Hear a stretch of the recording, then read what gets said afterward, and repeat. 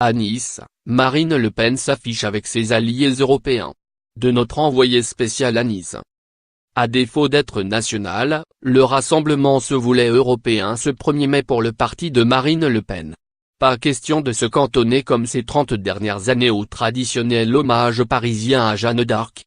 Un an avant le renouvellement du Parlement de Strasbourg, le Front National, entouré de ses alliés européens du Mouvement pour une Europe des Nations et des Libertés, MENEL, a voulu lancer, depuis Nice, les hostilités en vue des prochaines élections européennes.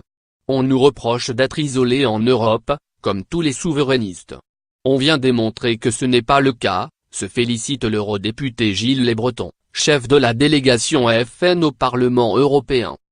Rassemblés dans la pénombre d'une salle de concert du Palais des Congrès niçois, leader du FPÖ Tréma autrichien, du Vlaams Belang flamand ou du SPD tchèque se succèdent à la tribune devant un demi-millier de personnes qui applaudissent au rythme irrégulier des traducteurs.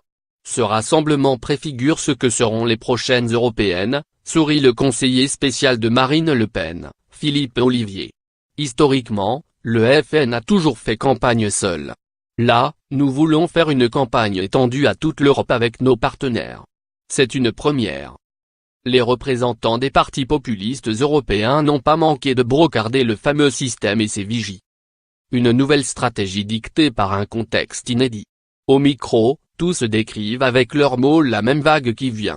Celle d'une majorité eurosceptique en passe, selon eux, de balayer le Parlement européen en mai prochain. Nous assistons à la fin d'une Union européenne antidémocratique, qui se fait sans les peuples et contre les peuples, lance en guise d'introduction l'eurodéputé FN Nicolas Bas. Le nom de Nice vient du grec Nikéa et signifie qui donne la victoire. Que ce nom soit donc un présage.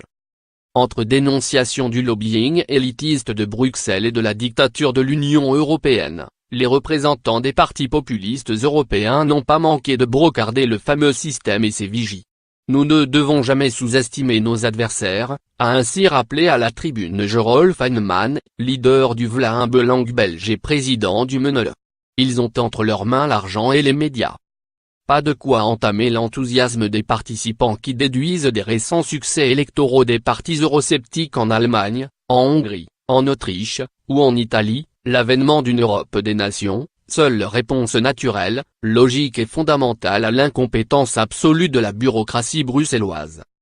Lire aussi, à Strasbourg, 3 nuances de souverainisme face à Emmanuel Macron.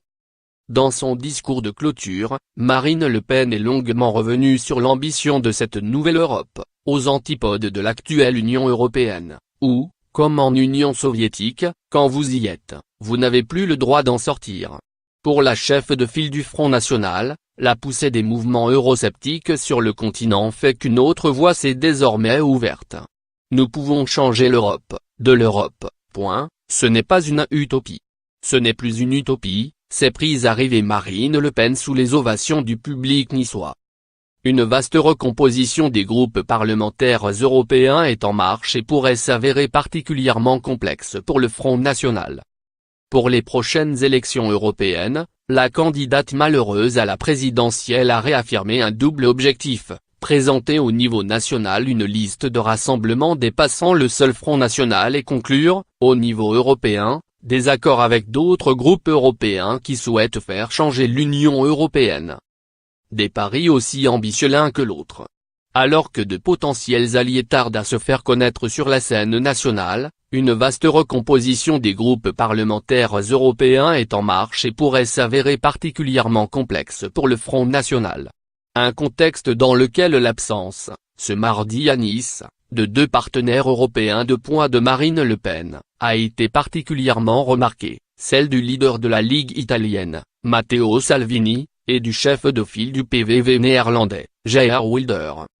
Si le premier s'est fait excuser en raison de tractations gouvernementales dans son pays, le second aurait été retenu pour raisons judiciaires. Reste que l'absence de 2 des membres fondateurs du groupe Europe des Nations et des Libertés, conjuguée à la présence de nouveaux venus tels les micro-partis Volia Bulgaroun Dexia grec, n'a pas été interprétée comme des signes de bon augure quant aux prochaines éditions de la Fête des Nations.